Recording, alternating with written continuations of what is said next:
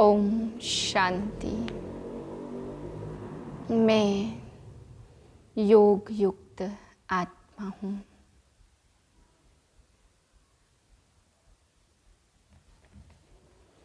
ग्यारह 2023 के महावाक्य हैं।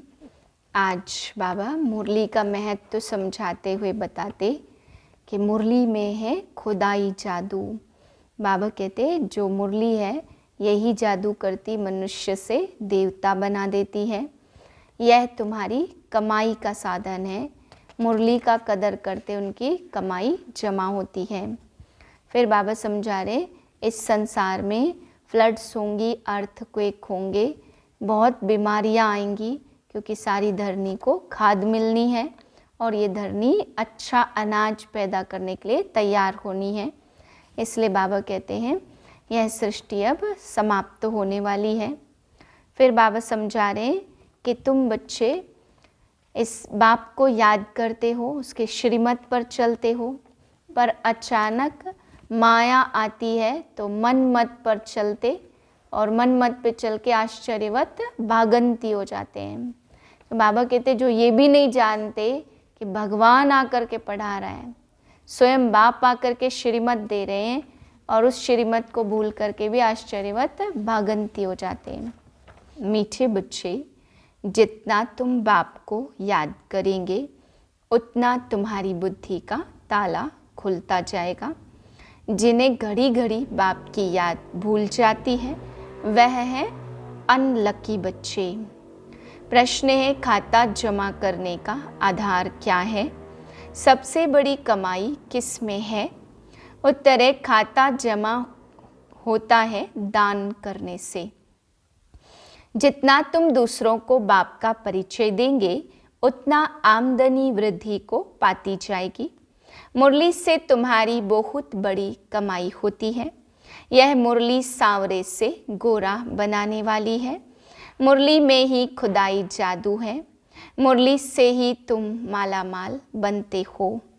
गीत है हमें उन राहों में चलना है जहाँ गिरना और संभलना है।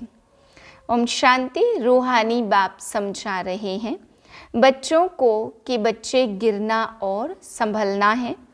घड़ी घड़ी बाप को भूलते हो अर्थात गिरते हो, याद करते हो तो संभलते हो। माया बाप की याद भुला देती है, क्योंकि नई बात है ना। ऐसे तो कोई बाप को नहीं भूलते। स्त्री कभी अपने पति को नहीं भूलती। सगाई हुई और बुद्धि योग लटका। भक्तों को सजन या भगवान को साजन, या भक्तों को बालक और भगवान को बाप कहा जाता। अब पतियों का पति और पिताओं का पिता वह एक है। हर एक आत्मा का बाप परमात्मा तो है ही। वह लौकिक बाप हर एक का अलग अलग है और यह पारलौकिक परमपिता सभी आत्माओं का एक ही गॉड फादर है। नाम तो लिखना पड़े ना, उनका नाम है शिव बाबा। सिर्फ गॉड फादर माउंट आबू लिखने से बताओ चिट्ठी पहुंच जाएगी? नाम तो लिखना पड़े। यह तो बेहद का बाप है, उनका नाम है शिव। शिव काशी कहते, वहाँ शिव का मंदिर है। जरूर वहाँ भी गए होंगे। दिखाते हैं ना, राम यहाँ गया, वहाँ गया, गांधी यहाँ गया, तो बरोबर शिव बाबा के चित्र हैं। ब्रह्मा विष्णु शंकर का भी वह फादर है, उसका नाम है शिव। काशी में भी मंदिर है, उज्जैन में भी शिव का मंदिर है। इतने मंदिर क्यों बने हैं कोई भी नहीं जानते। जैसे लक्ष्मी नारायण की पूजा करते हैं, समझते हैं यह स्वर्ग के मालिक थे, परंतु स्वर्ग कब था, यह मालिक कैसे बने, यह कोई भी नहीं जानते। पुजारी जिसकी पूजा करे उनके ही ऑक्यूपेशन को न जाने तो इसको अंधश्रद्धा कहा जाएगा। यहाँ भी बाबा कहते परंतु पूरा परिचय नहीं है। माता पिता को जानते नहीं, लक्ष्मी नारायण के पुजारी पूजा करते हैं, शिव के मंदिर में जाकर महिमा करते, गाते भी हैं तुम मात पिता हम बालक तेरे। परंतु वह मात पिता कैसे है, कब बने थे, कुछ भी नहीं जानते। भारतवासी ही बिल्कुल नहीं जानते। क्रिश्चियन बौद्धी अपने क्राइस्ट को और बुद्ध को याद करते हैं, झट उनकी बायोग्राफी को बताएंगे। क्राइस्ट फलाने समय पर क्रिश्चियन धर्म की स्थापना करने आया था। भारतवासी किसको भी पूजते हैं, उनको पता नहीं है कि यह कौन है। ना शिव को, ना ब्रह्मा विष्णु शंकर को, ना जगदम्बा, ना जगत पिता को, ना लक्ष्मी नारायण को जानते, सिर्फ पूजा करते रहते हैं। उन्होंने बायोग्राफी क्या है, कुछ भी नहीं जानते। बाप आत्माओं को बैठ समझाते, तुम जब स्वर्ग में थे तो तुम्हारी आत्मा और शरीर दोनों पवित्र थे। तुम राम राज्य करते थे, तुम जानते हो बरोबर हम राज्य करते थे। हमने पुनर्जन्म लिए, 84 जन्म भोगते भोगते बादशाही गवा दी। गोरे से काले बन गए, सुंदर थे अब श्याम बन गए। आजकल नारायण को भी सावरा दिखा देते तो सिद्ध होता वही श्री कृष्ण, वही श्री नारायण था। परंतु इन बातों को बिल्कुल भी समझते नहीं हैं। यादव है मूसल इन्वेंट करने वाले और कौरव पांडव भाई भाई थे। वह आशुरी भाई और यह दैवी भाई थे। यह भी आशुरी थे। इन्हों को बाप ने ऊंच बनाकर दैवी भाई बनाया है। दोनों भाइयों का क्या हुआ, बरोबर पांडवों की जीत हुई और कौरव विनाश हो गए। यहाँ बैठे हुए भी भल मम्मा बाबा कहते, परंतु जानते नहीं हैं। बाप की श्रीमत पर नहीं चलते, जानते नहीं हैं कि बाबा हमको राजयोग सिखला रहे हैं। निश्चय नहीं रहता। आत्माभिमानी होने के कारण देह के मित्र संबंधियों आदि को याद करते। यहाँ तो आत्माभिमानी बन बाप को याद करना है। यह नई बात हो गई ना। मनुष्य कोई इन बातों को समझा न सके। यहाँ माता पिता के पास बैठे हुए भी उनको जानते नहीं।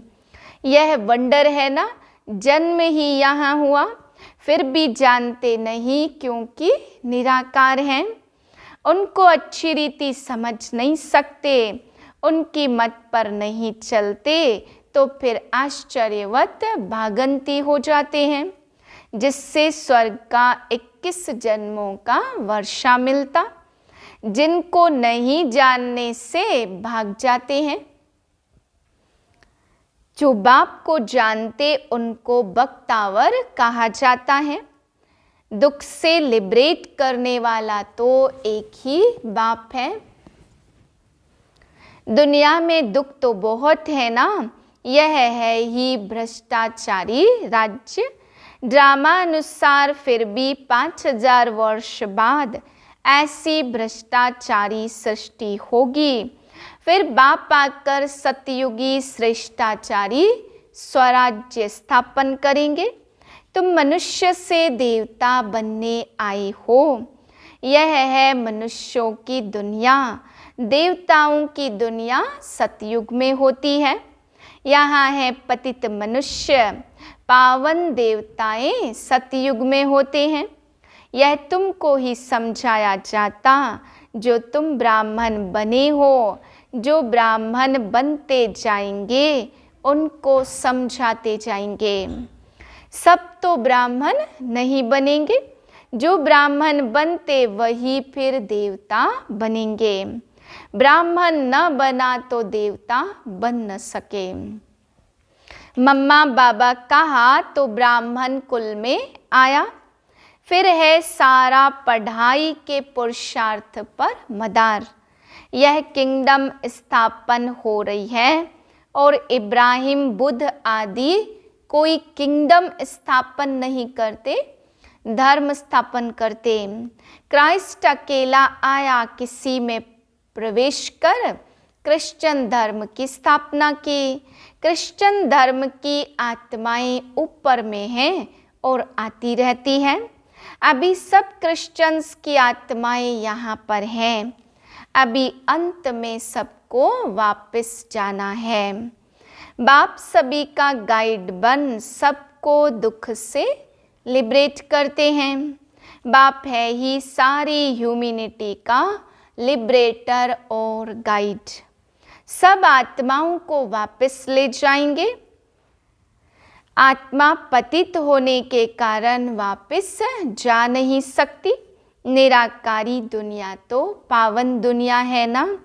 अभी यह सारी सृष्टि पतित सृष्टि है। अब इनको पावन कौन बनाए? जो निराकारी दुनिया में जा सके। इसलिए बुलाते, ओ गॉड फादर आओ। गॉड फादर आकर बतलाते, मैं एक ही बार आता हूँ। जब सारी दुनिया भ्रष्टाचारी बन जाती, कितनी गोलियां बारूद आदि बनाते रहते एक दो को मारने के लिए। एक तो बम्स बना रहे और दूसरे फिर नेचुरल कैलेमिटीज, फ्लड्स, अर्थक्वेक आदि होगी। बिजली चमकेगी, बीमार पड़ जाएंगे, क्योंकि खाद तो बननी ही है ना। गंध की ही खाद बनती है। तो इस सारी सृष्टि को खाद चाहिए जो फिर फर्स्ट क्लास उत्पत्ति हो। सतयुग में सिर्फ भारत ही था। इतने सबका विनाश होना ही है। बाप कहते, मैं आकर दैवी राज्य स्थापन करता हूँ और सब खत्म हो जाएंगे, बाकी तुम स्वर्ग में जाएंगे। स्वर्ग को तो सब याद करते, परंतु स्वर्ग कहाँ किसको जाता, यह कोई को भी पता नहीं है। अरे कलयुग में मरेंगे तो पुनर्जन्म कलयुग में लेंगे, इतना भी अक्ल कोई में है नहीं। डॉक्टर ऑफ फिलॉसफी आदि नाम रखाते, समझते कुछ भी नहीं। मनुष्य मंदिर में रहने वाले थे, वह है क्षीर सागर और यह है विषय सागर। यह सब बातें बाप समझाते, पढ़ाएंगे तो मनुष्यों को ना, जानवरों को तो नहीं पढ़ाएंगे। बाप समझाते, यह ड्रामा बना हुआ है, जैसा साहूकार वैसा उसका फर्नीचर होगा। गरीब के पास ठिक्कर ठोबर होगा और साहूकार के पास वैभव होंगे। तुम सतयुग में साहूकार बनते हो तो तुम्हारे हीरे जवाहरों के महल बनते। वहाँ पर कोई गंदगी आदि होती नहीं है, बांस नहीं होती। यहाँ तो बांस होती, इसलिए अगरबत्ती आदि जगाई जाती। वहाँ तो फूलों आदि में नेचुरल खुशबू रहती है। अगरबत्ती जलाने की वहाँ दरकार नहीं पड़ती। उनको हेवन कहा जाता। बाप हेवन का मालिक बनाने के लिए पढ़ाते हैं, जिससे स्वर्ग का वर्षा मिलता। तो ऐसे माता पिता को भूल जाना कैसी बदकिस्मती है। बाप आकर ऊंचते ऊंच बनाते, ऐसी माता पिता की मत पर न चले तो 100% मोस्ट अनलकी कहेंगे। नंबरवार तो होंगे ना, कहाँ पढ़ाई से विश्व का मालिक बनना और कहाँ नौकर चाकर बनना। तुम समझ सकते हो हम कहाँ तक पढ़ते हैं। वहाँ सिर्फ धर्म आत्माएं आते धर्म स्थापन करने। लक्ष्मी नारायण पवित्र थे तो उन्हों की संतान भी पवित्र थी। तुम जानते हो ना हम क्या बनेंगे। माता पिता कितना ऊंच बनाते तो फॉलो करना चाहिए। भारत को मदर फादर कंट्री कहा जाता। सतयुग में सब पवित्र थे, यहाँ पतित हैं। कितना अच्छी रीति समझाया जाता, परंतु बाप को याद नहीं करते तो बुद्धि का ताला बंद हो जाता। सुनते सुनते पढ़ाई छोड़ देते तो ताला एकदम बंद हो जाता। स्कूल में भी नंबरवार हैं, पत्थर बुद्धि और पारस बुद्धि कहा जाता, तो पत्थर बुद्धि कुछ भी समझते नहीं है। सारे दिन में 5 मिनट भी बाप को याद नहीं करते। 5 मिनट याद करेंगे तो इतना ही ताला खुलेगा। जास्ती याद करेंगे तो अच्छी रीति ताला खुलेगा। सारा मदार याद पर है। कोई कोई बच्चे बाबा को पत्र लिखते, प्रिय बाबा व प्रिय दादा। अब सिर्फ प्रिय दादा पोस्ट में चिट्ठी डालो तो मिलेगी? नाम तो चाहिए ना, दादा दादियाँ तो दुनिया में बहुत हैं। अच्छा, आज है दीपावली। दीपावली पर नया खाता रखते। तुम सच्चे सच्चे ब्राह्मण हो। वह ब्राह्मण लोग व्यापारियों से नया खाता रखाते। तुमको भी अपना नया खाता रखना है, परंतु यह है नई दुनिया के लिए। भक्ति मार्ग का खाता है बेहद घाटे का। अब तुम बेहद का वर्षा पाते हो तो बेहद की सुख शांति पाते। यह बेहद की बातें बेहद का बाप बैठ समझाते, और बेहद का सुख पाने वाले बच्चे ही यह सब समझ सकते हैं। बाप के पास कोटों में कोई आते, चलते चलते कमाई में घाटा पड़ जाता, तो जो जमा किया है वह भी ना हो जाती।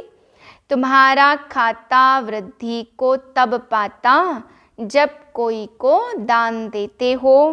दान नहीं देते तो आमदनी की वृद्धि नहीं होती। तुम पुरुषार्थ करते हो, आमदनी की वृद्धि हो। यह तब होगी जब किसको दान करेंगे, फायदा प्राप्त कराएंगे। कोई को बाप का परिचय दिया, गोया जमा हुआ। परिचय नहीं देते तो जमा भी नहीं होता। तुम्हारी कमाई बहुत बहुत बड़ी है। मुरली से तुम्हारी सच्ची कमाई होती, सिर्फ यह मालूम पड़ जाए कि मुरली किसकी है। यह भी तुम बच्चे जानते हो, जो सांवरे बन गए हैं उन्हों को ही गोरा बनाने के लिए मुरली सुननी है। मुरली तेरी में है जादू, तो खुदाई जादू कहते हैं ना। तो इस मुरली में खुदाई जादू है। यह ज्ञान भी तुमको अभी है, और देवताओं में यह ज्ञान है नहीं। जब उसमें भी ज्ञान नहीं था तो पिछाड़ी वालों में कैसे हो सकता। शास्त्र आदि जो बाद में बनते वह सब खत्म हो जाएंगे। तुम्हारी यह सच्ची गीताएं तो बहुत थोड़ी हैं। दुनिया में तो वह गीताएं लाखों की अंदाज में होंगी। वास्तव में यह चित्र ही सच्ची गीता है। उस गीता में इतना नहीं समझ सकेंगे जितना इन चित्रों से समझ जाएंगे। अच्छा, मीठे मीठे सिकिलदे बच्चों प्रति माता पिता बाप दादा का याद प्यार गुड मॉर्निंग। रूहानी बाप की रूहानी बच्चों को नमस्ते। हम रूहानी बच्चों की रूहानी बाप को नमस्ते। धारणा के लिए पहली पॉइंट, अच्छी रीति पढ़ाई पढ़कर स्वयं को बख्तावर तकदीरवान बनाना है। देवता बनने के लिए पक्का ब्राह्मण बनना है। दूसरी पॉइंट, देही बाप को याद करने के लिए देही अभिमानी बनना है। देह को भी भूलने का अभ्यास करना है। वरदान है सदा अपने को सारथी और साक्षी समझ, देह भान से न्यारे रहने वाले योग युक्त भाव। योग युक्त रहने की सरल विधि है सदा अपने को सारथी और साक्षी समझकर चलना। इस रथ को चलाने वाली हम आत्मा सारथी हैं। यह स्मृति स्वतः इस रथ अथवा देह से व किसी भी प्रकार के देह भान से न्यारा बना देती। देह भान नहीं तो सहज योग युक्त बन जाते और हर कर्म भी योग युक्त होता है। स्वयं को सारथी समझने से सर्व कर्मेंद्रियां अपने कंट्रोल में रहती हैं। वह किसी भी कर्मेंद्रियों के वश नहीं हो सकते। स्लोगन है, विजयी आत्मा बनना है तो अटेंशन और अभ्यास, इससे निजी संस्कार बना लो। ओम शांति।